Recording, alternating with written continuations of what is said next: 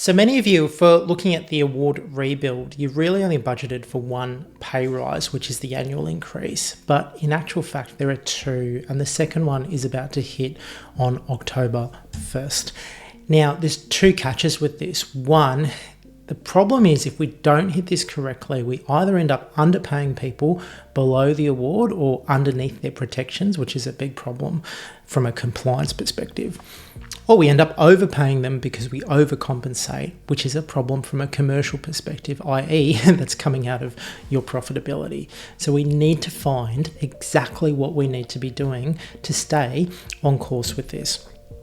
My name's Shane Gunaratnam. I'm the founder of Culture of One, and I run a business fundamentally focused on clinic economics and identifying how we can make our businesses more sustainable and more profitable and deliver great customer experience as well. So in today's session, we're covering the two increases that are going to hit your practice. One of them has already hit, mind you, and the next one is coming up. The two sets of rules that you're going to need to abide by and understand, the 5 stages of this release, and the two most important things that you need to do right now to prepare yourself for this changeover. So we've got 2 rises and 5 stages where the Health Professional and Support Services Award is changing. You have budgeted ideally for one pay rise this year, and this second one is going to be a little bit of a quirky one. If we don't account for this properly, we will get people misclassified, which means we might be underpaying some people based on what their award protections enable them to have, or we might actually be overpaying people because we panic and go, okay, let's just bump everyone up. We don't know what the numbers need to be, but we know we can be safe if we do that. The most important thing is actually just to know what the minimum entitlements people need to be paid at is from October 1. And the important thing to understand is this isn't just a pay rise, it's actually a rebuild. The entire award system is being reconstructed around us right now.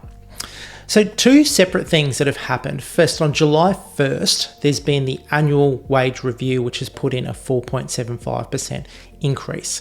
Now, from October 1st, the classification system is being replaced. And this is a multi-year Fair Work Commission review that's been going on since May last year. It is not a normal wage rise the way the annual reviews are. It is a reclassification and a restructure.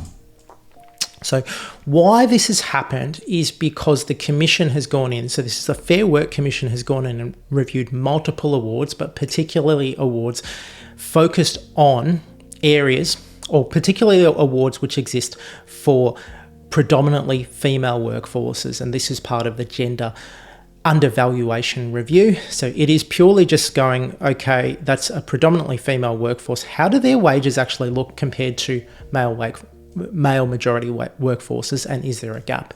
And what they found last year was there absolutely was a gap, which we all know, and they've put in place a strategy to enhance this, and it's being rolled out over multiple years to smooth out all the business interruption that exists with it. So the ordinary pay rise or annual increase has already happened on July 1, and then we have this restructure on the 1st of October. So 2 changes within 3 months to what's happening. Then we have 4 more stages on this published schedule, which is what I was talking about earlier, from the 30th of June each year. So stage 2, 3, 4, and 5, finishing on the 30th of June 2030. And the basis for the rate change underneath it has also changed. So with the old award system, we had qualifications setting your pay point. So you would slot in based on a 4-year degree or a 3-year degree or a master's. This has actually been changed so that the profession is allocated what's called an AQF level. So everybody lands in the same place as a physiotherapist or as an occupational therapist, and that is at AQF level 7. If you're an osteopath, though, you land at AQF level 9. So there is a difference between some professions and others here, but everybody within each profession is landing in the same position and will move up the new classification system based on their years of experience. All right, that's the hard part done. Now there's one clear action you need to take from this video, and it doesn't involve diving into the minutiae of the award classification system. So follow along and let's keep going.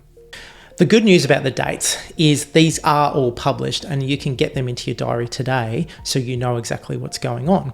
And most of them will line up with the future annual increases, which makes that simpler, but it also means there'll be a big jump each time this happens. And if you're not planning for it now, you are going to be caught short. So there's 2 jobs this week before anyone touches a pay rate, and that is to mark the 6 dates against your own payroll calendar so you know what's happening. And the second is really to look at who's on your books right now and who's going to be there at the 30th of September, because we need to figure out what each of these people is being classified as. You're not needing to classify anyone this week, but it is something I would want to be getting ahead of as soon as possible, because that date is quickly creeping up on us. So step 1, the first full pay period on or after July 1 has already happened, and we need to start preparing for that first pay period on or after October 1st. But what I need you to do now is export your employee list as of 30th of September and get a column together where you can work out the date they first worked in the profession off their file, not off their graduation year. And this is important for later. So this function is a really cool introduction to what you need to do.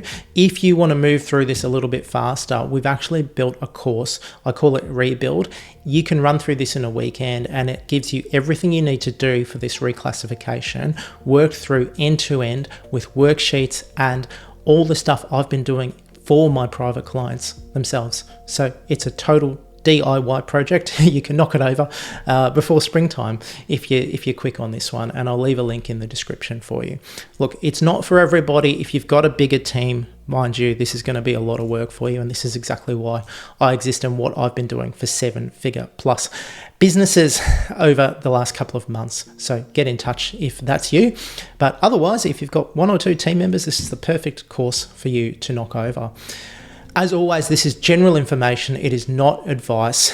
You really need to go straight to the sources, the Fair Work Commission, or put a link in the description with where all that information actually exists. So if you want to dig through it, but honestly, it's in our course and we walk through it with you. Thanks for watching today's video. Like and subscribe. Keep following us for more information about the award changes. I'll be rolling out a series here on YouTube, and I'll see you in our next video.